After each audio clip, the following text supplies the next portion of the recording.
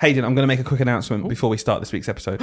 Different. Yeah, really different. We are looking for experienced teachers to join our tutoring team. We are. So if you've been listening to this podcast before, you might know that Hayden and I have our own business. We run a tutoring company and we are looking for teachers to join the team. So if you're interested or wanting to start online learning, fill out the form. We'll put it in the description below. Just click on it. Gives you all the details.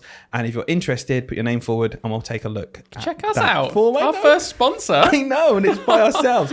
Wow. Can you How pay much do me? we make? No, you're going to pay me £10. That works. Yeah. Is that And okay? then we'll split it. No. Okay, yeah. You Okay. pay me £10 and then we get £5 each. Brilliant. Thank you. Well, sign up today.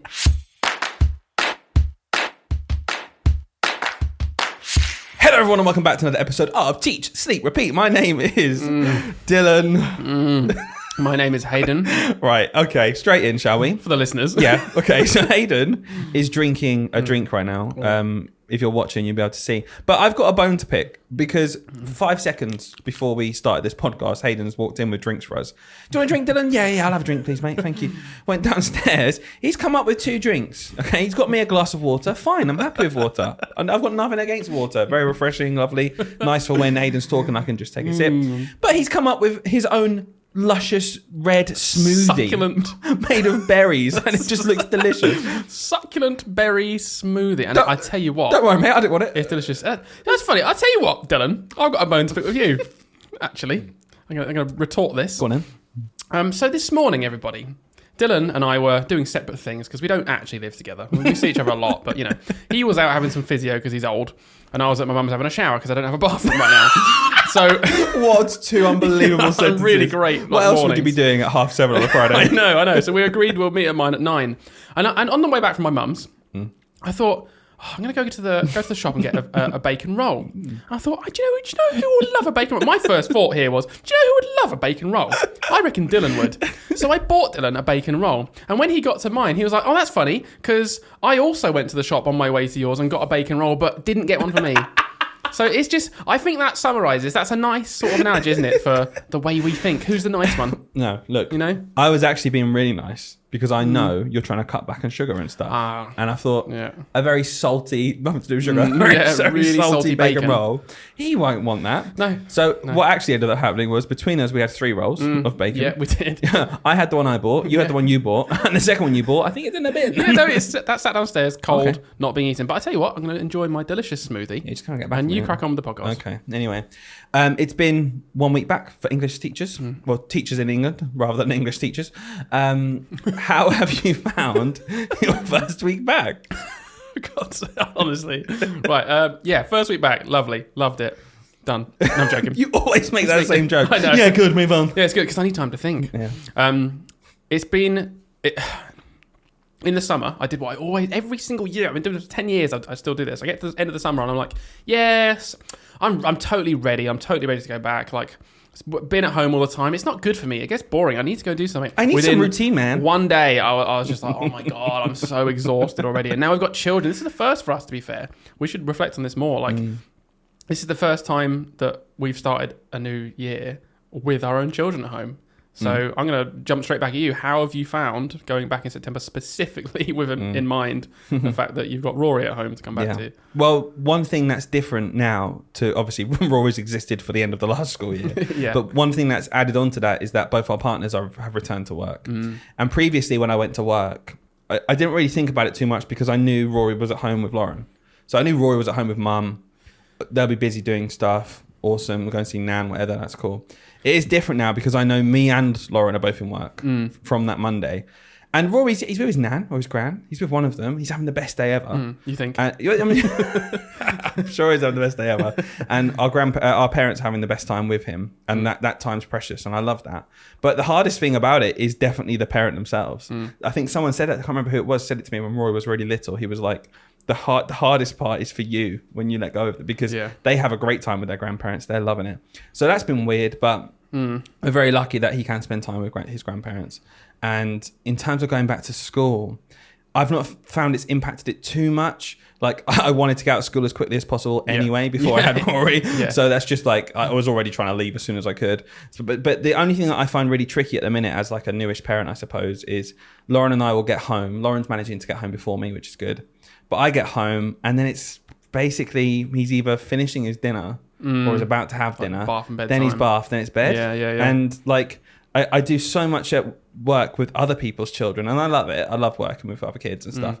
But then it does feel like I'm kind of cheated out of time with him whilst I'm at work. And I know it's the way the world works and then blah, blah. Okay, I get all that, but I'm still allowed to say it's not nice, though, is it? To get home and have 40 minutes with your child before they go to bed. Of course. Yeah. For someone that actually wants to spend time with their child. Yeah, exactly. I found the same in the morning. We had one experience. I don't know if you've had this as well, but typically she wakes up quite early, so it's fine, get to see her in the morning. But on Tuesday, she just wasn't awake, and we were about to leave for work, and me and Laurie, we were both just sort of like, my mum was there, like ready to sort of take over, and I was like, I don't want to go yet because she's not woken up, and I just want to see her for like 10 seconds in the morning. I want her to wake up and not think, oh, where are my parents? Yeah. Like there's those little things that I imagine, parents that are further down the journey laughing, oh, these guys haven't wait. Do you just wait?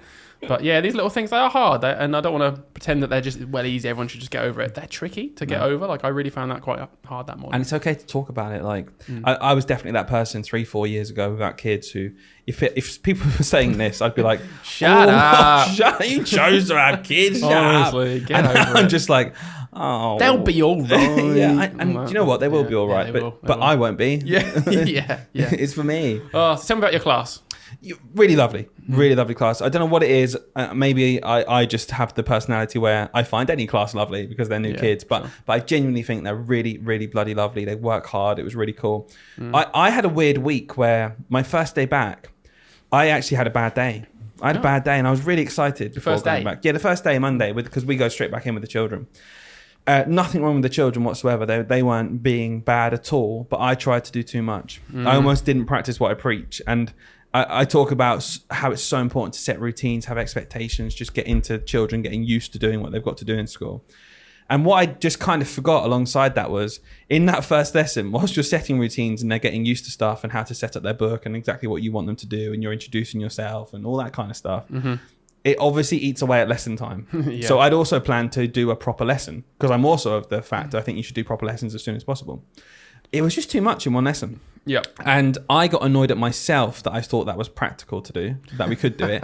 And then what also really annoyed me after the fact was, at the end of the day, I thought to myself, why didn't I just bin the lesson? Instead of just in the moment thinking, I'm just going to bin this lesson because I'm just getting to know the kids, we'll get some deans and some counters out for maths, and we'll just do some counting and just make some numbers. But just keep it chill. Just keep it really chill, but just see where they're at with the basic stuff. Yeah. I should have done that, but instead I tried to get a lesson done, and I only got 30% of the lesson done. So basically, you got annoyed that you basically just didn't follow what you normally would. Yeah, exactly. Say to do, and you're like, what am I doing? And it's okay when they're younger to just routines are the most important thing. And same with English. And then the afternoon was fine. Nothing to report there. Really, we did some RE, but I had a banging headache Monday evening, and it was self-inflicted stress basically. Yeah. But Tuesday and Wednesday, straight in with routines. I'd done a lot of the work on the Monday. All I had to do on the Tuesday and Wednesday, honestly, was just like, what did we say yesterday? And they're like, oh, yes. And they're already keen. Just keep the routine I could going. Just teach 2 really good lessons in the morning. The kids made good progress. I had no headache at the end. I felt refreshed. I felt happy. The kids were good. The kids were happy. And I was like, okay, cool. I've not forgotten how to teach. I just tried to do too much. Have you smiled at them yet? It's not Christmas, not until Christmas, babe. Of course I have. I love it. Yeah. We did a cold write on Tuesday just to see what their writing's like. And it was, they wrote me a letter. So I'd written them a letter on the board. We went through it. All things about me, so I could teach them stuff about who I am and stuff like that. And they had to write me a letter about their hobbies, their interests, and just about them basically. So A, I can get to know them, and B, I can just see what their writing's like. And reading through them, like so many of the kids had already said, oh, I'm so excited because I've got Mr. Price and Miss Evans. Mr. Price is the best teacher ever. He's so nice to me. Like Miss Evans is all right. That's nice, isn't it? Yeah, but that's the other thing, because I'm class share. They hadn't met Miss Evans yet. No, yeah. So they met the class share yesterday, and on Wednesday at the end of school, I was just saying to them, guys, do you know what tomorrow is, don't you? And they were like, what? I was like, you get to my day off. See ya. Oh, please don't. Bye. I said, you get to meet Mrs. Evans, and they're like, oh, I'm so excited. I was like, oh yes, I'm gonna big them up. Yeah. And the narrative is we're a class share. I'm like, you guys get 2 teachers, and they're like, we get 2 teachers. They're so excited and so happy. So cool. Hopefully they've been having a good time. Nice. And we go back on Monday. But just a quick reminder: doesn't matter how experienced you are or how much you talk about the right things, you're gonna have a bad day still in teaching. Yeah, I was gonna make that point, but yeah, you've done it. Yeah, very nice. Is that what you were waiting for? No. I was going to talk about how a class I've got, the year group I've got now, is the year group that you had 2 years ago that you probably wound up the most? Like, as you know from listening to this podcast, if you have listened to it over time, Dylan and I have had loads of banter across the school, and quite often we'll just make jokes to the kids because I tend to get them 2 years after him. So it's always a good laugh. And so I thought, okay, I'm going to capitalize on that. Already by day 3, where we're making jokes in the classroom, doing writing and using you in our sentences and stuff. And I just love it. It's such a good hook because they know you and then they're so engaged in the writing. It's like, because I think as long as you can not forget like the purpose of the lesson, it's such a good tool. Because it's like, oh, yeah, really good idea. You haven't used the comma properly, though, so I'm not interested. I just love the idea of your face turning. Advert where someone's like, they're doing a scam. And she's like on the phone like, hello, yeah, no problem, thank you. Just put your details in. And her face drops. Did you see what I did there? It's like, yeah, Mr. Price, talk about all his hair. Isn't that funny? Look at his hair, Mr. Price. You haven't used a semicolon correctly. Won't be laughing at that sentence now. But they want to get it. They want to get it right because they want to read out their funny sentence. They want to talk about you. So yeah, another year of that. Brilliant. I've got to find that hook. Yeah, did say I said I'd stop. Calm down with the banter between us a little bit. Day 3, already straight in, calling you an ogre and things. All sorts of things to make them laugh. Oh, but cares? I just, do you know what? I'm sure you do this as well because we've talked about how we have this kind of meta approach of being hello, I'm the teacher. This is how my brain works. I'm going to tell you everything I do and why it's good. And I just said to the classes, like, because I had all 3, we have to do like a carousel. We've got 3 classes per year group. 3 form, yeah. And when I had each class, it was kind of my introduction to 2 of them because 2 of them weren't my class. And I just sort of said, hi, my name's Mr. Stevens, and this is me, babe. This is how I work. I said, This is me. Look out, because here I teach. I burst out into dance. It was a brilliant song. But I can see them listening intently, and I was just like, look, we can have, it's up to you, but we can have a really nice year. And it's like, I want to be normal. I just want to be me. And normal me will just have a bit of a laugh, have some fun, but we'll get the stuff done. I was like, I will have to put on an act, though, which I don't like doing, which is being really strict and serious all the time. And then I went through if this, and this happens. And that's completely up to you. So make your minds up what kind of teacher you want this year, and I'll respond to that. I just love that idea. I don't know, we said it a million times, but I think it's so powerful and it's easy to gloss over sometimes. And it's just telling the children why you're doing stuff. Yeah. And I think it's almost ingrained in my head from when I was younger, hating anyone with authority, pulling the fact that they're an adult. Just because. Because I've told you to. And we've talked about it before, there's a place for that, especially with safety and stuff. Like, don't run by the pool. Why? Well, I've not got time right now to tell you, but don't do it right now. And I know why, but in this moment, it's important you just listen to me. Whereas with other stuff, when you're setting boundaries and stuff, you can explain to a child how talking whilst I'm talking means that you're not listening to me. And what does that mean? Oh, that means you won't know what we're learning about in this lesson. And then you won't know what to do. And then you won't learn new things. So I can't have that. Even down to tiny things, right? Like in English, we're reading the book. And most teachers will say, if you've got class text and they can all have a copy, they will say, read along in the book with me, right? And you know what it's like. Loads of kids don't want to do that because their opinion is, you're literally reading it out loud for me. I can just listen. And I feel like those sorts of things are you should explain to the kids why. So I'll always say to them, it's like, the reason I want you to, like, specifically want you to read along, even though you could literally close your eyes and listen to me, is because I want you to pick up new vocabulary. And I really go through the examples of if I read an unfamiliar word, you wouldn't have seen it. I'll talk about punctuation sometimes, how authors are using the punctuation. You need to be seeing it to know. And I always do that spiel because for the same reason. I don't think it's good enough to say, because I've told you to read along. So just tell them why. Like, there's obviously a benefit to it. Just tell them why. And the double whammy is you're not just guessing that they'll pick up that stuff. Now they know why you want them to do them. Oh, actually, also when I'm reading, I won't just naturally pick up the words. I will be looking now. And I'll see, when Mr. Stevens stopped, there was a full stop. But he also stopped for a comma, but not as long. That's interesting. And you're modelling how to read out loud what's on the paper and those links. Yeah, that's a really good point. Yeah, but I think both of us are kind of ingrained that into our teaching, aren't we? Just explaining things properly. Okay, well, I've got one little story before we go on to our main bulk of what teachers should not be asked to do. You start that whilst I drink the rest of my smoothie. You enjoy that. Well, so this week, we started our first afternoon unit. And the way we work in our school is that with the afternoon lessons, we do weeks at a time of something. So, for example, this week we're doing history, and we'll do it next week as well. It's a 2-week unit, and then we might move. I think we're moving on to art after that. Then we'll do a geography unit, and they're either 1, 2, or 3 weeks. And this is a 2-week history unit on the Anglo-Saxons. And the way it works is throughout our school, we're a junior school, so these children in year 3 learnt about the Romans. Now we're learning about the Anglo-Saxons, and it kind of goes through British history. Right, yeah. So this unit starts with the fact that the Romans left Britain in 410. That's cool. I like that. So we were talking about, what do you remember about the Romans? What did they build in Britain? What did they do? And then we said, okay, we're going to start there. The Romans had to leave. The Romans left because they were spread too thinly across their empire. Look how vast their empire was. But Rome was collapsing. Rome was being attacked, so they had to retreat back. And what it left was almost like a chasm in Britain because Rome had an army. And that army left. And Rome was not there to protect Britain anymore from raiders and settlers and all this kind of stuff. So we were talking about how, kind of discussing whether the Anglo-Saxons invaded Britain or were they actually invited over and paid money? Almost like saving it in a way. Yeah, in a way, like because and we came to the conclusion basically that there's not much evidence that there's Anglo-Saxons full on invaded Britain, but there's a lot of evidence that the Romans before they left started to pay the Anglo-Saxons to come over to be as mercenaries to fight against the Scots and the Picts. That's interesting. So it was really interesting to talk to the kids about that and just this idea of why would the Anglo-Saxons come? Well, they were given land, they were given money. Their land where was prone to flooding over in Europe, and it was better land over in England. So they decided to end up staying here, and they grew kingdoms, and it grew from there. But the whole idea of the lesson was why they came over in the first place. Right. So anyway, we're talking about how Britain was constantly being raided from the north by the Picts in what is today Scotland, north of Hadrian's Wall, and from Ireland where the Scots lived. And we talked straight away about how it's weird that the Scots lived in Ireland and the Picts lived in what we call today Scotland. So the kids were like, oh, that's odd. Anyway, so we were talking about that. And later on in the lesson, after we'd done a bit more learning, I just did a bit of retrieval. And I was saying, okay then. So who can remember what were the name of the people who invaded from modern day Scotland? Thinking, they're going to think the Scots, not the Picts. They're going to think the Scots.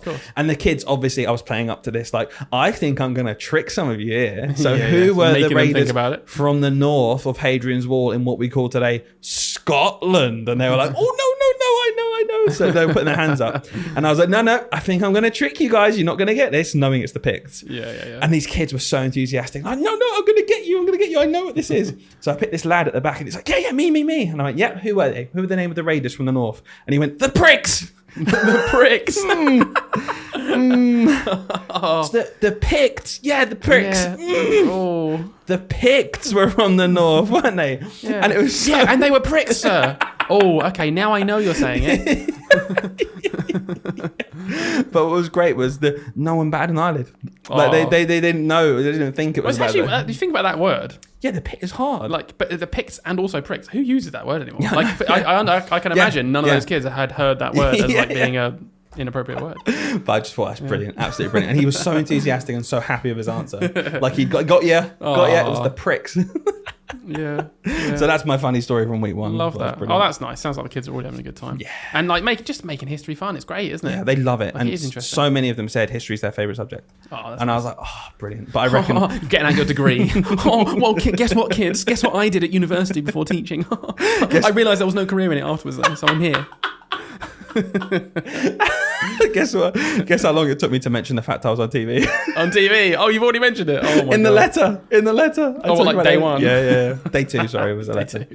And they'd be like, "What TV show?" And I was like, so I bring it up, and they're like, ask me questions. Like, guys, not now. Stop it. I'm humble. I wouldn't want to mention the fact that I was on these game shows all the time. I want to mention the fact that I won loads of money on a game show to you all right now. Stop it, Hayden. I didn't want to bring it up on the podcast. Jesus, stop. Yeah. Should we get into this episode? Let's move on from your money. Down by the bay, where the watermelons grow, back to my home, I dare not go. Sorry, we did it again. We're in a podcast. We're not singing to our children in nursery rhymes. We do that this. live rent-free in our head 24/7. No, Sorry. No. Anyway, you're here because you clicked in this episode. Firstly, welcome if you're a new listener, because the spike in listens has been unbelievable. Yeah. So if you're still sticking around after that chat that we just had, you are really in it for the ride. So thank you. And you've had a bit of song and dance now. Everything. You get everything on this show? Yeah. Should we talk seriously now? Okay. You get that as well. Yeah. Dylan shuts me down. On the frequency. One big thing, Hayden, we talk about. Don't try. I'm not going to take the mick out of the words you use. I use words wrongly all the time. One big thing we try and do constantly with teaching, as experienced teachers, is kind of metaphorically walk up to this teacher we've invented in our head, who's like 1, 2, 3 years maybe into the job, or even longer, to be honest with you. Yeah.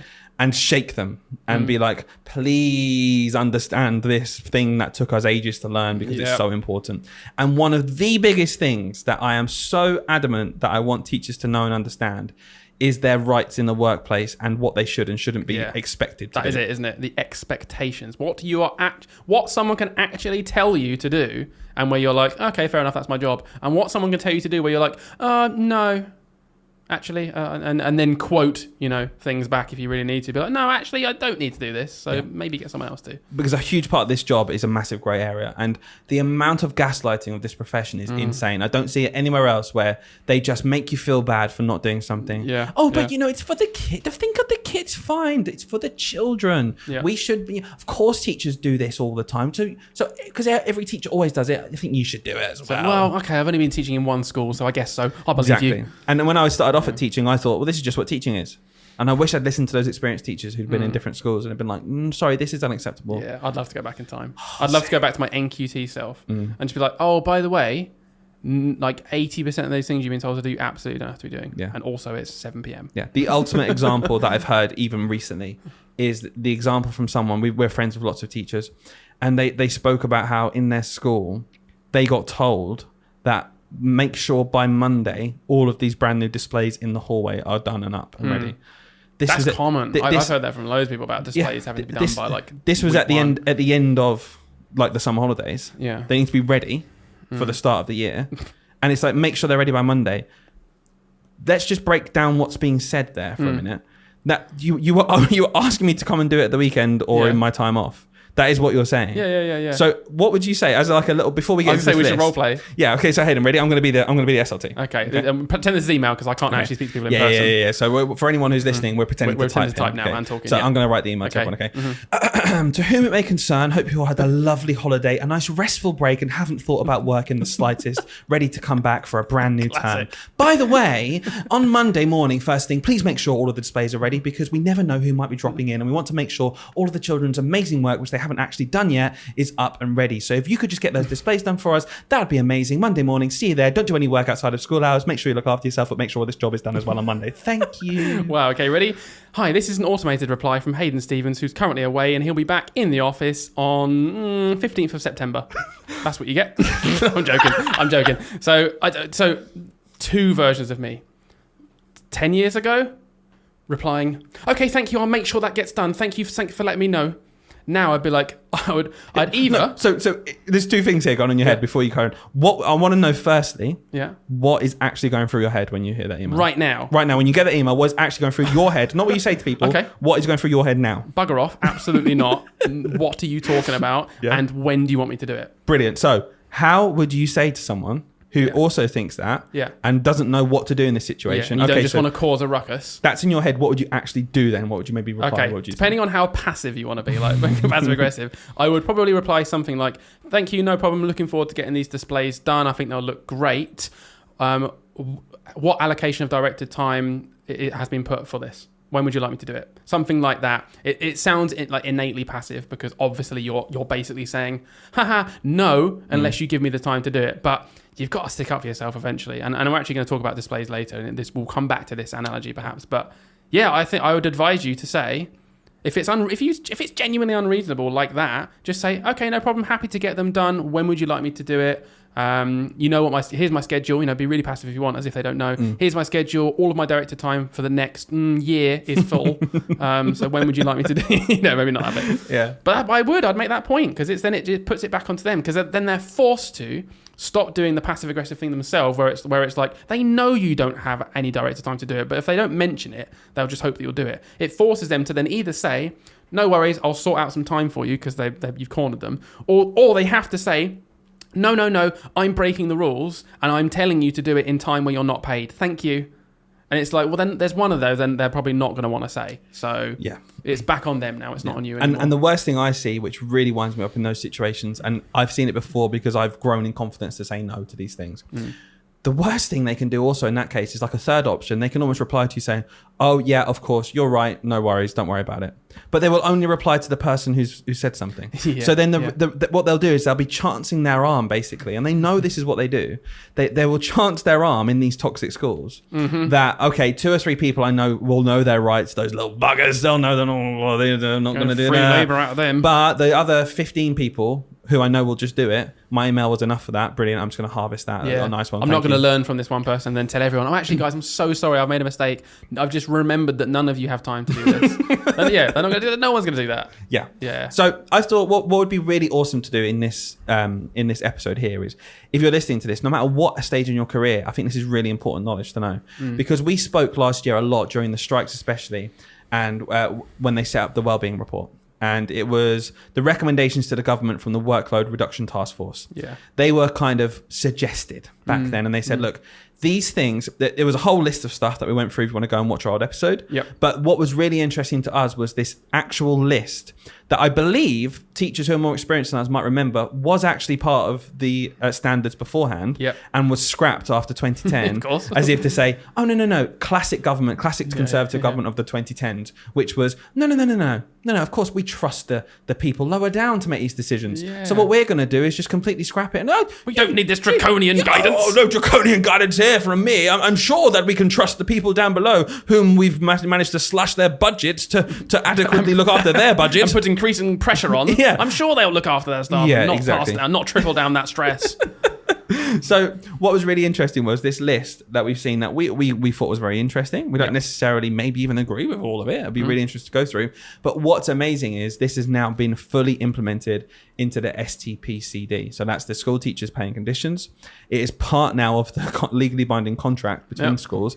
The only thing that I'd be interested to look at is how much power academies have to ignore this. Because very often academies, like we said, they just strip all of the necessary... What, you mean you haven't read the 900-page, extremely hard-to-read document on the government website?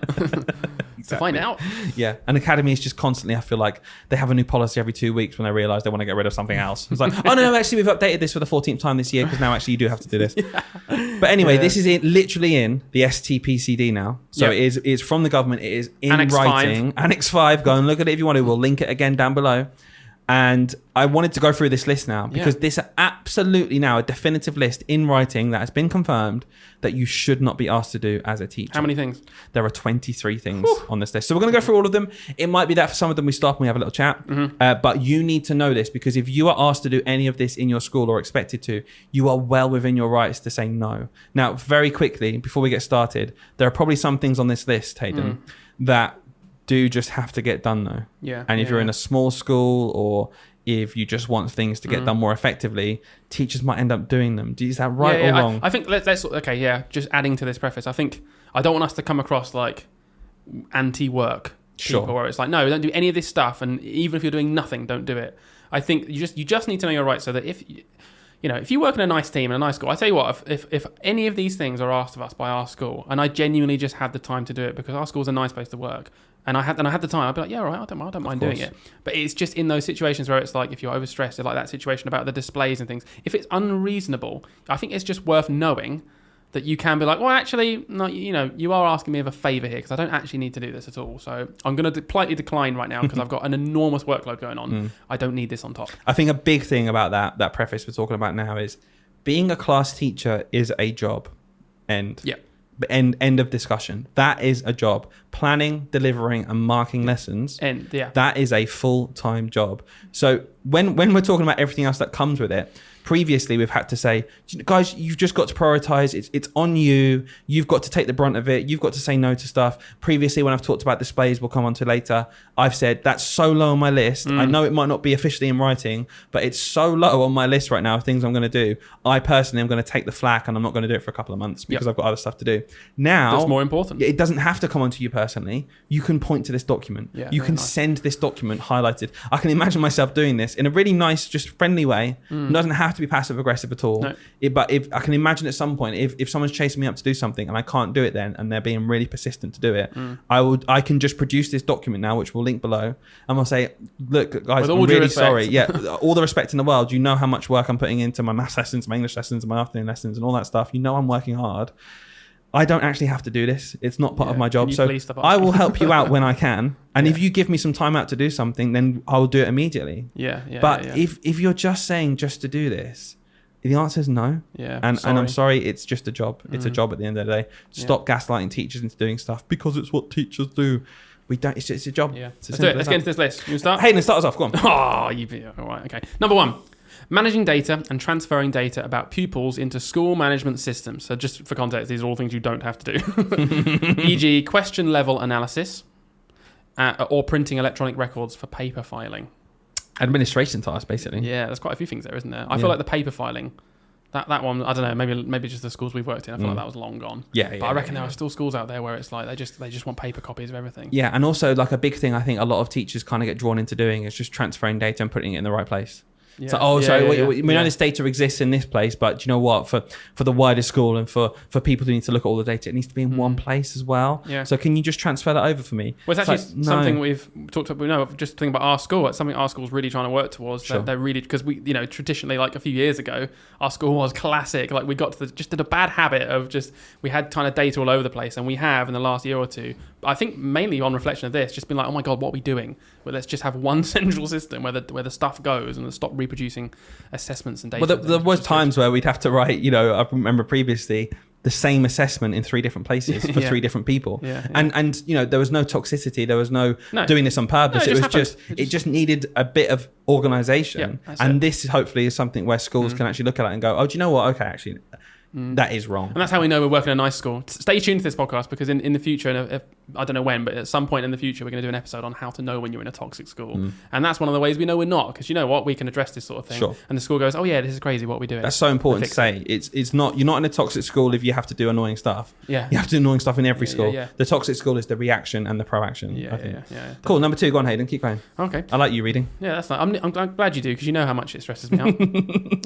Number 2 is you don't have to reformat data or re-entry of data into multiple systems, which is what pretty much what we're saying there. Yeah. I'll jump to number 3. Yep. Production of photographic evidence of practical lessons. This is big. Oh, this makes me smile. E.g. for assessment purposes, interesting, or to evidence learning. 2 very different things there. But Hayden, on that? What do you mean, Hayden? Unless there's a picture of the children working with deans in their maths book, how do I know that they worked with deans in their maths book? Because the planning says so, or the books say so, or you say so. you know, it's like the last one's my favourite. Yeah. Do you know how? Because I'm telling you. Yeah, because I did it. That's what they did. Oh, but I don't know if I can trust you. Okay. Come into my lesson then and try and catch me doing absolutely nothing with them ever. Like really, I reckon there's not a teacher out there, genuinely, in this country. I reckon there's one. One. Okay, one. Yeah. All right, one. One teacher. Only one, though, not 2, out there who genuinely just starts a lesson and thinks, oh, I reckon my SLT won't come around today. Kids, put your feet up.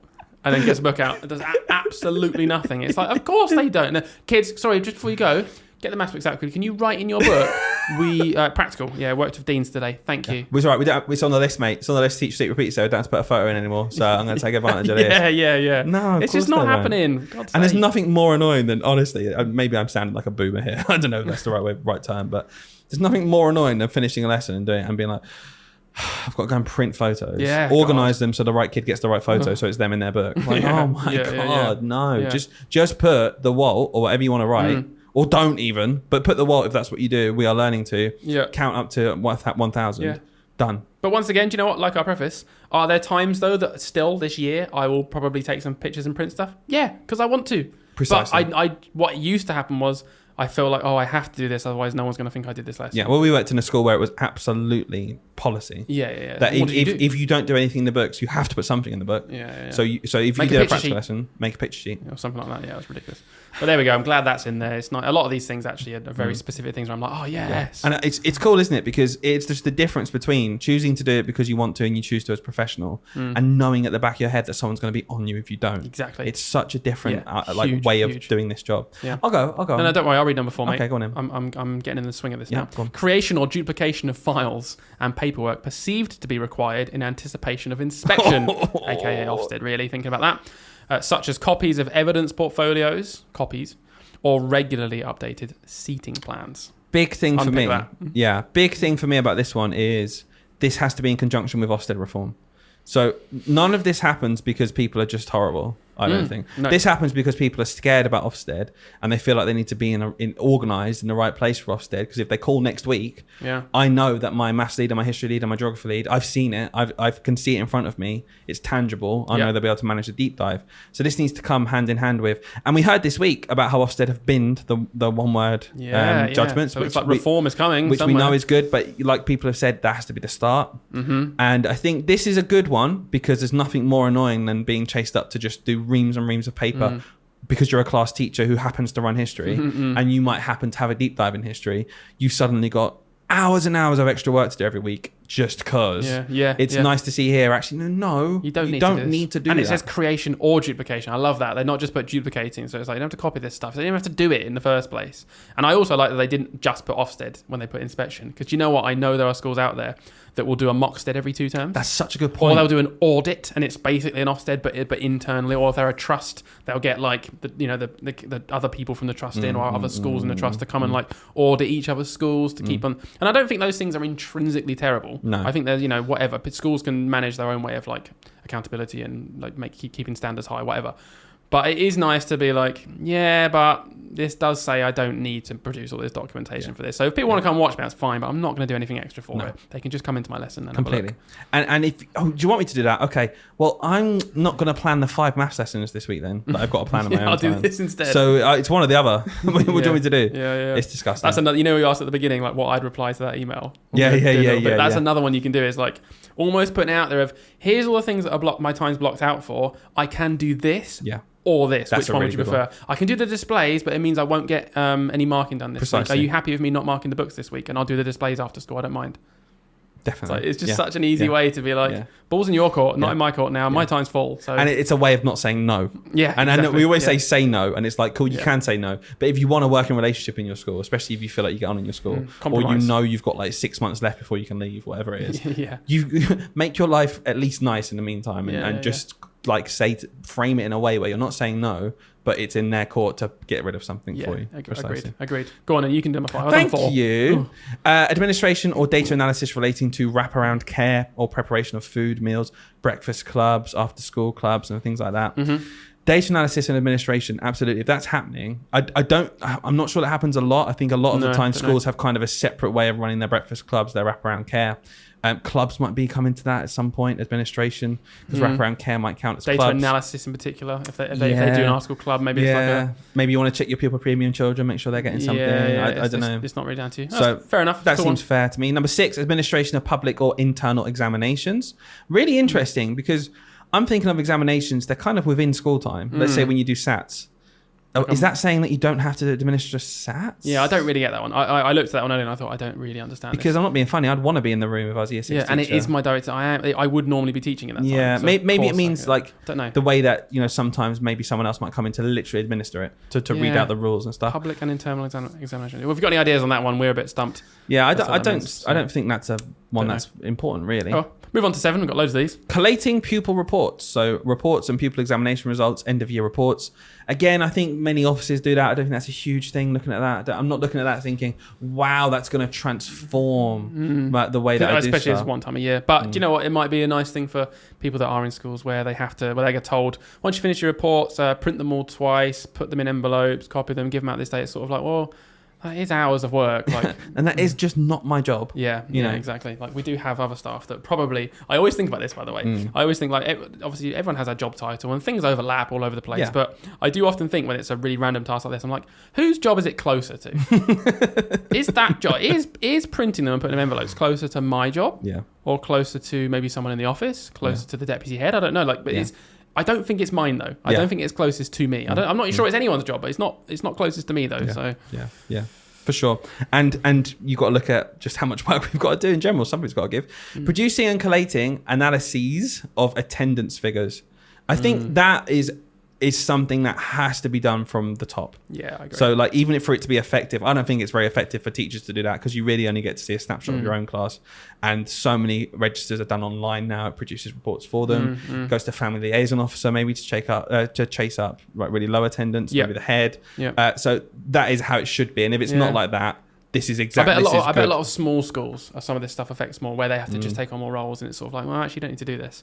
But do you know what? Reading through this, I will say, I'm just going to pick up our school for a bit, because reading through this list has made me realise that our school absolutely does so much stuff, right? And they really make the effort to. And it would almost be easier to do this episode if we worked in a really toxic school. Because we could be like, yeah, we hate doing this. Yeah. If only we'd ever worked in a... Anyway. But yeah, number 9, investigating pupil absence comes with number 8. I think that's absolutely right. Yeah. Number 10, responsibility for producing, copying, uploading and distributing bulk communications to parents and pupils, including letters, policies, posts on electronic platforms. The big one that comes out for me, because I worked in a school where this was told we had to do it, was we were told we had to do a weekly blog on the website. We had to update what we were doing. We had to say for the parents to know what we're doing. I remember being introduced, and this was coming towards when I was really coming around to the fact that I thought, what on earth you asking me to do here? Because I know on a Friday, I've got work to do after school where I mark stuff, and then I go home because it's Friday. And you've introduced this thing now where on a Friday I need to do a blog, and that just adds 20 minutes to half an hour to my day. Yeah, I don't like that. But so what ended up happening was I didn't do it, and then I was chased up about it, and I remember being a bit like, oh, I'll do it, instead of being what we are now. And probably maybe on Saturday you were sat there doing it. Like, that's the problem, isn't it? Yeah.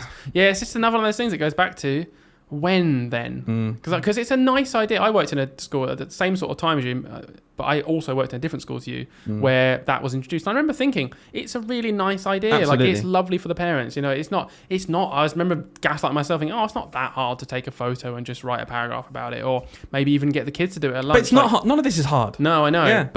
But realistically, it just has to come with some sense of time. And I can't remember. I could be just completely misquoting what happened at the time. But I feel like there was an effort to say, like, do this at like the end of your lesson on a Thursday or Friday, and get the kids to write a paragraph. Though, and it's like, yeah, it is great, and at least they've made the effort. I was like, but then there's also just cuts into the lesson that you also want me to teach. So it's never ending. There's always something that has to give, and it usually just ends up being the teacher's time. When I do the blog at the end of the lesson, does that mean that I won't have time to do the mini plenary in the middle anymore? Oh my gosh! No, you must do that. You must do that as well. Yeah, mini plenaries, they're long gone. They are low on no one. I know, but it's a running joke that we've got to do the mini plenaries in a toxic school. Oh. So next one, administration relating to school visits, trips, and residentials. This is huge. I feel like every teacher ever does this. Like, what teacher doesn't organise, trips and residentials? Yeah, I feel that's very normal. So who organises then? Like, I guess booking venues, collecting forms and stuff. I guess there's got to be something, what we say here, where it's about what's the word? Being as quick as possible to get a job done. Yeah. So I can't think of what that word efficient. is. Yeah, efficiency. Because is it efficient for me as a class teacher to look up what we're going to do? Because obviously that has to come from me. I'm planning the curriculum. So let's say we need to get someone in Bugman. We need to get Bugman in to come in. Is it efficient for me to go off and think, well, okay, I want to get Bugman because I'm planning the curriculum and this links in with that. Only I can do this. Cool. So I'm going to then find Bugman, but then I'm going to then pass it on to the office. Hope they get time to book this because they've got a million other things to do as well.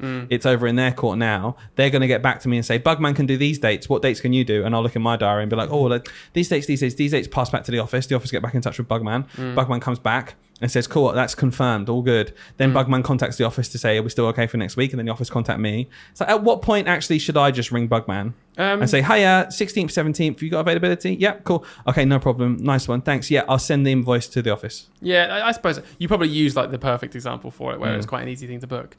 But I don't know, I reckon there are loads of situations where it probably is more efficient in your overall for your time to just say to the office. Like, in fact, I worked at a school, so one of the schools I worked at had that exact system. I thought it was really good, the best system I've seen for school. Come on, trips, said it to me. Which was literally, if I wanted to go on a school trip, obviously you have to know where you want to go to even have the idea. So you already intrinsically know where you want to go on your school trip because you're thinking about it. I literally would go to our finance manager of the school and say, I want to go here on this date. That's it. And that's all. And then they would just do all of it. They'd just book everything out, do absolutely everything. If they need to clarify something, I'm sure maybe they'd come around to me and say, oh, they're all right in this one? But that was nothing. That was easy because I could still do what I'm doing and I could just say, yeah, that's fine. Okay. But that was a really good system. And it's funny because just out. Yeah, I thought it was really good. Okay. So even when you're doing that analogy there, I was still thinking, yeah, probably is still a bit quicker, even if the office do get back to you once or twice. Yeah, cool. Yeah. But it does fall down to it's like. But have the office people got? But I know the office staff, and they're bloody lovely, and I know they're swamped as well. Yeah, I know. That's so what I mean. It's awkward, isn't it? Because sometimes in this, saying no doesn't get rid of the job; it just moves the job. This is that classic example again. One more time, going back to that preface we did, where it's like you just got to be reasonable with your school. As long as they're being reasonable with you, you can compromise, you can make things. If you want to take your kids on a school trip, like, okay, you might have to do a little bit of admin around it. But actually, no, you might want to do a little bit of admin around it. You don't have to, though. That's what this document is telling you. You just need to know you're right. Yeah. You don't have to do it. You can take it on. Brilliant. Yeah. You probably will. I'll tell you what a big job is like a school residential. Yeah. That's different to me than we're going out for the day. We're walking up the road to the library for 3 hours. That's kind of school trip is like, okay, you might have to do a little risk assessment or whatever. Yeah. Probably got saved from last During year. lunchtime, you might just go. It's like, okay, whatever, easy. But okay, we need to book a 5-night trip maybe to somewhere really far away. We need coaches there, coaches back. The parents need to know what they got to take. Like that kind of trip. That's enormous. I don't think that can fall on a class teacher. No, that's a really good point. It shouldn't do. And now you know it won't. I agree. Because also it's about safety at that point as well. And if you're thinking about 16 other things, you might overlook something when you're booking that kind of trip. Should we read the magic number 12? Oh, this one is the big one. Go on, Hayden. I've got so many opinions, and I know you have as well. Yeah. This is probably going to spend the longest. Right, I'm going to read it, and then you're going to jump straight in, okay? So, magic number 12. Organisation, decoration, and assembly of the physical classroom space, e.g. moving classrooms, moving classroom furniture, putting up and taking down classroom displays. This is huge because it's got so much in one. Like, we've got like one of them was just like, you don't need to put data in one place or another. Yeah. And this one has so much in it, right? So firstly, moving classrooms. Yeah. Insane job that we've talked about a million times, which just seems to be potluck sometimes. Yeah. Just saying to someone, oh, by the way, you're moving classrooms, is such a simple sentence to say, but it comes with so much work and so much dedication goes into building spaces from teachers. Moving classroom is an amazingly big job. And what we're saying now is, in your documents that you sign when you become a teacher, you absolutely are not expected to use your own time to move your classroom around. No. So is it fair then for you? Would it be fair if a school said, we've got all of today. Yep. Kids aren't in. It's an inset day, whatever. Yep. Kids aren't in. All of today is your day to move classrooms. Completely fair. Yeah. Completely fair. Because I think what we're coming down to here is, and this is something we're going to reiterate right now, I don't think anyone minds moving rooms. No. Like, if you move from year 3 to year 5, clearly year 5 classrooms are in a different place in the school because the children go. Like, that's of course. And you know the deal when teaching. You're not going to be the same year group teacher for your entire career. Yeah. Like, you are going to move. But when SLT sit there and go, we're going to move Dylan from year 3 to year 5, that decision has to come alongside knowing if you can book out the time for that to happen. Yeah. If you can't book out the time for that person to move classroom, don't move them. If you're moving them, it has to come with, and I know I can give him the time to do this then. And what can't happen, and this happens all the time, and this cannot happen, this is not fair, there might be an inset day. Yeah. You might have 30% of your classroom teachers moving. And what will be said is, this inset day is for moving classroom. And you're like, cool, that's great for me. But there are 70% of people who aren't moving classroom. Yeah, that's fine. They can just get on with other stuff, can't they? Can they? Yeah, when do I do that? Because I want that time as well, because I've still got to do my job outside of school. It's extra, isn't it? So it has to be built in where if you're moving classroom, you and only you or your peers who are moving classroom get this time out that no one else gets. That's extra. And if you want the inset day for extra stuff as well, you get that on top. Yeah, you should be able to argue that. It's a smoker's break, isn't it? Classic. I remember working, and it was like, why do they get extra breaks? Well, they're smoking. You're not smoking, though. You can crack on with some work. Bloody start smoking. I'm not smoking, but I want the break, though. It's like, I'm moving my classrooms, but I want to get on with the other work that they all get time to do because they're not moving classrooms. Yeah, I agree. Yeah, completely. So that's just one part of it, which is huge, right? Yeah. Moving classroom furniture, less so. Comes with that, I suppose. Yeah. This is the big one. Putting up and taking down classroom displays. Hayden, Talk to people who maybe don't understand. I think we're in two camps of classroom displays. Yep. What are your thoughts on classroom displays? Whether you're a teacher or not, you know what we're talking about. You can all remember those backed classroom displays with the frilly borders all around. It hasn't changed in 4,000 years, so it's fine. Right? 4,000 years? Maybe 3,000 years. I'm joking. But it's 2000 BC. It's been the same for a long time. Yeah, they don't have anything else. Walk into a school which doesn't exist. Yeah, there's just displays. It's just borders floating. Bordettes, I think they're called. What was your question? Just what are they? What are displays? No. What's involved? No. I got too much into that. You got too much into your thought of 4,000 years ago. Yeah. No, I'm saying, what are your thoughts on displays? Be honest, strip it down. What do you actually think about doing them? So, and I know I'm going to not agree with everyone with this one, but I really don't like displays. I don't think they automatically add absolutely anything to the classroom other than just being an interesting wallpaper. I do generally think 90% of the time they are just wallpaper. Kids don't look at them, don't use them. I think there are teachers, I'm going to say this now before you start yelling at me, there are teachers who use their displays, and for them it's not a wallpaper, it's an actual resource and a tool. Good for you, that's absolutely fine. And it works well. That's good. But for people like me who I don't like doing displays, I don't want to put them up, I never have time to do them, I don't use them, I don't reference them, I don't look at them. They are just background nothingness to me, and they are for my class because I don't reference them. They're just a waste of time. So hearing this, I'm like, oh my God, hallelujah. The amount of times in my career that I've been asked, oh, you've got to do this display, you've got to get this displayed. And I'm thinking, you might as well like ask me to go outside and just like start kicking grass for 3 hours. Because that is how utterly pointless it feels to me. I'm just like, oh, you're just telling me to waste time because I'm not going to use it. I'm not going to look at it. They're not going to use it or look at it. You're not even going to come around. You're just going to be, it's just a tick box for you. You come around with a box tick, I was like, this display is for no one. For me. I'm that kind of teacher. You're either teacher A or teacher B. I think you're a teacher A as well. Yeah. Displays are just nothing. I think type A teachers are the ones who love displays. Oh, there's okay. there's a name for this. Type B teachers are scatty. And, right, we're the type Bs. But, and I'd be interested to know because I make up this idea that loads of people love displays. I reckon it's not that many people. No. But I know some people do. There's probably a lot of people who like you, but they're like, okay, well, I'll just do working more and I'll make it work. Yeah, sure. But, oh, God, I hate displays. So this is really interesting to me, putting up and taking down classroom displays. We spoke about this previously. There's some heads in schools who've seen this now and have got rid of displays in classroom. And you kind of didn't like that either. Well, I was about to come back on myself just then and say I've been to a school before in London where they had zero displays. The classrooms were very much like if you go to like a university library. Yeah. Those kind of rooms. Yeah. And my gut feeling was, and I don't know if that's just because I'm indoctrinated into our world, it wasn't a fresh, unbiased opinion, but my gut feeling was this is a horrendous place to live. It's so absolutely. Boring. I think that's the common theme. So I'm like, I don't know, am I just being a massive hypocrite? But there's probably a middle ground. Yeah.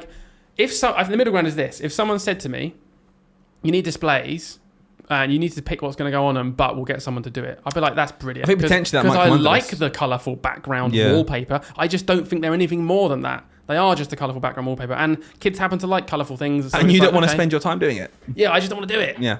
Well, I think under this, it comes like, it's not saying we shouldn't do anything. Like, we should obviously still do trips. We should obviously still move classrooms. I think it's saying we should obviously still have things up and down and display. Yeah, but it's not as a teacher, it's not your job to do that when it comes around. You might be able to manage other people to do it. Yeah. So next time you've got your TA or assistant helping you with some displays during lesson time. If you've got this. But if you do that and your SLT comes in and said, that's not a good use of their time. You shouldn't be using an assistant to be doing that during the lesson. They should be supporting staff. You can just be like, okay, when can I get my displays done? Is it a good use of my time then? The literal teacher of the classroom. If it's not good enough for the teaching assistant, I'm the one to plan the lessons. I'm a qualified teacher. What do you mean it's my time is okay to do it, is it? All right. So true. Absolutely. And you know what? We bloody love teaching assistants. I'm going to just take 10 seconds now just to say I'd say pretty much every assistant I've worked with has been unreal. Like, so more than happy to do displays for us, more than happy to then help with learning, more than happy to then do marking even. They'll be like, I'll mark that for you. And I'm like, no, they do all your planning. Dylan's really exposing himself They here. deliver my lessons.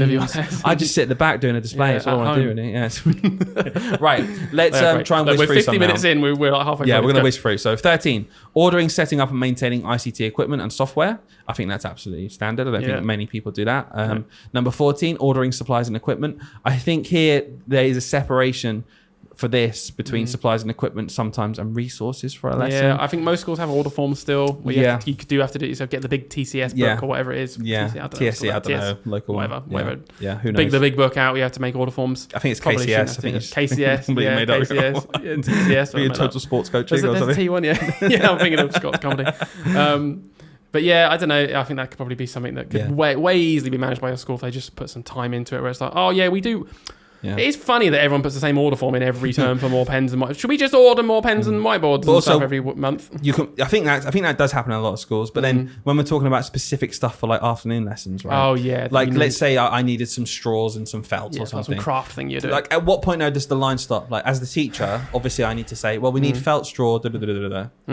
Should I then go and spend half an hour looking for a catalogue to order it? Yeah, no. Probably not. You could put. Yeah, I think there should be a system where you can just say, I need these things. Even in email, I need this much of these things. Yeah. Can you order them for me? Thanks, done. But then again, small school or any school, who's going to do it? It's tough, and it makes us sound really, I don't know, obnoxious. Well, I don't know where it sounds like I'm getting this idea that through this list we're basically saying someone else do it, someone else do it. I think the big problem here is we need someone else who doesn't exist in the school because there's no funding. That's it. It's like this is all well and good. but you're actually going to get someone in place to help us with this. It sounds really ignorant, doesn't it, of other people's workload? Yeah. I hate the idea that someone's listening to this thinking, do they think office staff can do this? No, I don't. I don't think they have the time to do it. No. I just don't think it's my job. I think it's closer to their job. They just don't have the time to do it. Yeah, so we need That's to help the them. problem. So we need It's to like, help cool, them. so do I just do it then? Because someone has to just do it. So why is it always me? Yeah, why is it always me that's working at the weekend? The office staff aren't working at the weekend. Precisely. Number 15, cataloguing, preparing, issuing, stock taking, and maintaining materials and equipment, logging the absence of such. That's standard. I think a lot of subject leaders do that. Like cupboards and things. Yeah, I thought there might be the art subject leader goes in and just logs things once a year. Yeah. But again, get time out to do it. Nothing wrong with doing it. Just get time out to do it. Yeah. Number 16, collecting money from pupils and parents. Obviously, down to a T, do that pretty much, don't it? I'm like, what does it mean? Because sometimes on non-school uniform day, obviously they come into my classroom and put a quid in the pot. Yeah. So I'm going to carry on doing that. I do genuinely think they're trying to not do that though, because it just there is a risk. Yeah, it sounds stupid, but there is a big risk of like any kind of cash handling. It's like, well, okay, it could go in someone's pocket, your pocket. You could get accused of taking it. How else do you think Hayden afforded that smoothie this morning? Yeah, exactly. Seriously, all that money from non-school uniform days or something. But it's true, and most schools are cashless now, and I think. If they just put some time into it, they probably could think of ways to do non-school uniform, like those things where they bring in a pound. I bet they could think of another way of doing it that doesn't involve a literal pound coin coming in. Cashless society, baby. Yeah. Number 17, administration of cover for absent teachers. That falls a lot on head of years. That's tricky. That falls a lot on head of years. And it's like administration of cover. Cool. So does that mean organising cover, or does that mean printing resources for cover? Probably. Because when I'm not in class, and I don't care what this list says, right? When I'm not in class, I will print, trim, and get ready everything for the cover teacher because I feel like that's acceptable. Yeah, it's polite. Because you know what? I would be doing that not in that time anyway. Yeah. So that's just part of my... If you were teaching that lesson... Whenever you would have printed all the stuff, do that anyway. Exactly. And then when you're not there teaching that lesson, well, that's the bit that's different. It's like I've got a meeting with someone. It's like, well, I would have spent 10 minutes before in lunch prepping. Yeah. I'm not just going to not do that now. Yeah. I agree. So I think it's just polite. And I'm sure your school has a policy. If they don't have a policy for it, that's something you should push for. It's like, okay, we need some consistency across the school. If you've got one teacher that says, no, I believe it's the cover teacher's job to do that. I send them all the stuff and they can print it themselves. And everyone else is like, well, no, we just print it. Just get some clarification from the head. It's like, this is the policy now. This is what you have to do when you're covering. It's just nice and easy one. Absolutely. Number 18, coordinating and submitting bids for funding, school status and the like. I don't think that's a huge problem, to be honest with you. I think maybe bids sometimes, like sports leads might bid for certain things. Yeah, true. To be fair, so maybe you'd have to just get some time out again to do that.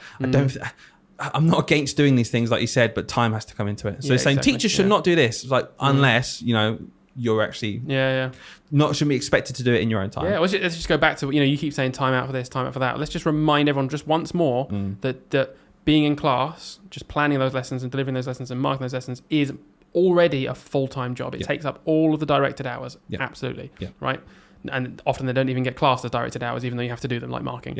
But it does. So yes, it is just completely reasonable for every single one of these things where it's like, I need time out of that job because it's fully maximized already to do any of this stuff. So I don't think it's pedantic. Keep saying it. It's like, no. It's reasonable. Completely. Absolutely. What are we on? Number 20, baby. Number 19. I can't count. I'll read this one. Go on then. Administration of medical consent forms and administering of medication on a routine or day-to-day basis. That's a really interesting one. Because do you remember ages ago in an episode you were talking about how, and it does relate to this, you were talking about how when you get a class, it is kind of just potluck, right? You're like, you could just have a class with 8 children with like really varying different like SEN, special educational needs in there. And another class just has none of that. And you're like, well, obviously these children need an education. I can't just be like, I'm not doing that.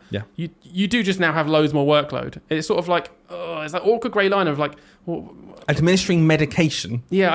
That's like, it's one thing what you're talking about where you've got to do something in the lesson. All I'm trying to say, by the way, is that you might not even have that problem because you don't have any children in your class that even need medication. And someone else might have 5 children that need different medication. So now you can go on to your point, which is... No, I think you're absolutely right. I think, but there is even a difference there. Like, it's annoying. I've got to do a differentiated sheet for this person, specifically maybe because they've got sight problems, right? You need to make stuff bigger for them. Do you know what? I'm going to help that kid out. Whatever. That is my job at that point. Like, this is not anything to do with this. This kid needs help, and I'm obviously going to help them. Administrating medicine, it's like, I can't get this wrong. I've got 75 other things to like that. Oh God, there should be a central person who knows the idea, and I should know, but I shouldn't be solely in charge. Exactly that. I'm responsible for doing it at the right time. That's the bit to me that would wig me out if it was like, look, you just can't forget at 12 o'clock. This kid just before lunch has to take this medicine every day.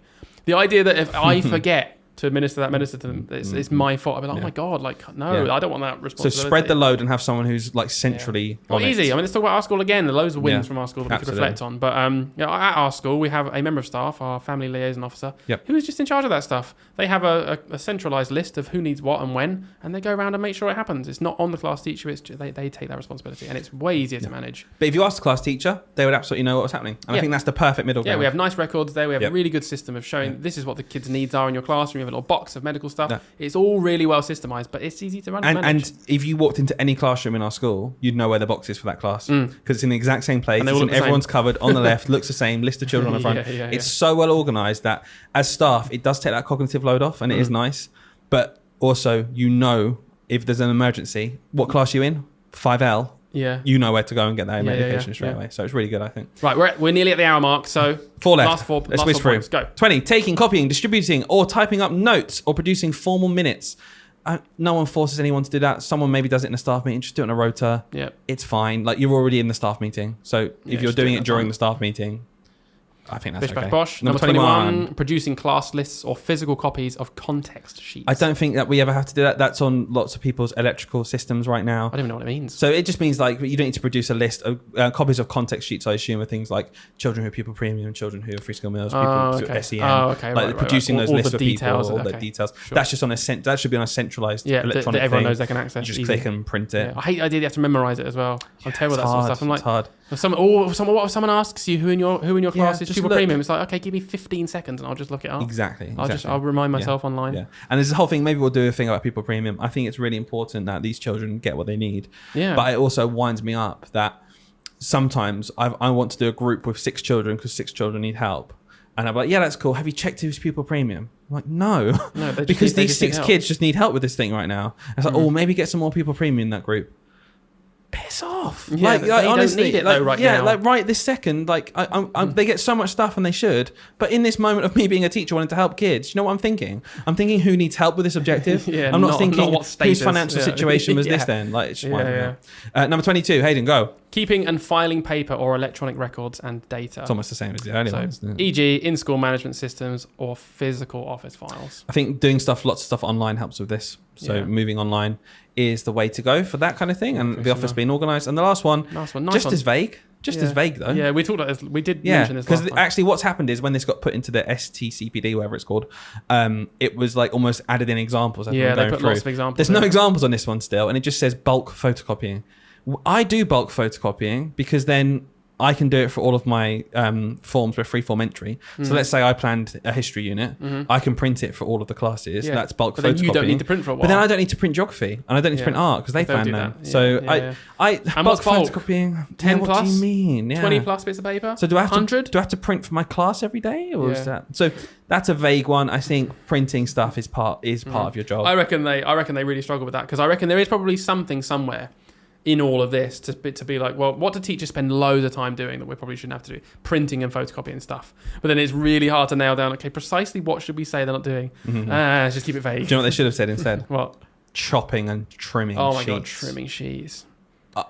Get a folder or a bigger book. Let's finish with this. I've said this to you before. How many sheets of paper do you reckon you've trimmed in your life since being a teacher? Do you know what? I think it's going a lot. Do you know what I think we should do? We're going to put that as the question to this podcast. Yeah. So go if you're on Spotify right now, go to the question. How many sheets of paper do you think you've trimmed? I need time to think. Maybe we can start next episode with my actual prediction of because it's scary. I reckon at least 100. It's not wrong. I did 110 minutes the other day. I know. Yeah. It's insane. So okay. So let's just summarize very quickly. Hundreds of thousands. Sorry, I'm Summarize. So the point of this podcast, I was going to say lesson like I always do. The point of this podcast is to put the power into your hands. You can choose to do extra work as a teacher, and you almost certainly will choose to do extra work as a teacher because they're the kind of people we are. People who became teachers did it because they want to help. But it is important to remember that it is a job. Yeah, it's okay. Teaching is my calling. It's a vocation, Dylan. It's a vocation. Yeah. Do you know what? I'm never going to turn around and say to someone, no, it's not your vocation. Of course it might be. My response is always, okay, do it for free then. You're more hardline. It's always that. I was like, yeah, it's a job, isn't it? You're doing Yeah. it for money at the end of the day. Of course you are. So just remember that. And when you're feeling burnt out, if you're expected to do anything we said so far, or anything that really falls out of your directed time just because, that is gaslighting. I really do think it's gaslighting when you're made to feel bad for not doing something simply because of the job you chose to take. Never, ever in my life would I go to my accountant and say, "Oh, can you just do my tax returns for me? Come on, I've got to get my tax returns done. You do it because you love it. But you love accounting, don't you? You love Look at all these numbers. Are teasing them with the numbers. Numbers. Look. Obviously, they charge me my time to do stuff. So when you're a teacher, this is your job. Don't be afraid to say no. Put the ball in their court, give them a choice, make them say we're breaking the rules, and then you can be like, oh, you're breaking the rules. I've got a question for you just to leave on, right? Just to think about. But, can I answer it? You can answer it, and it is kind of, again, precursor to an episode that I clearly really want to do soon. How many of those 23 things do you think your school has to be doing like wrong, so they are still doing these things that you shouldn't be doing, for it to be for you to be like worried that your school is really toxic? How many of them? Because I would say our school's not perfect. I think there's probably one or two on there that they can improve on. I think that's completely normal. But I think our school's brilliant. Yeah, exactly. So clearly doesn't. Do you know what? I'm not even going to give you a number, right? Because a school could be doing all 23 of these things.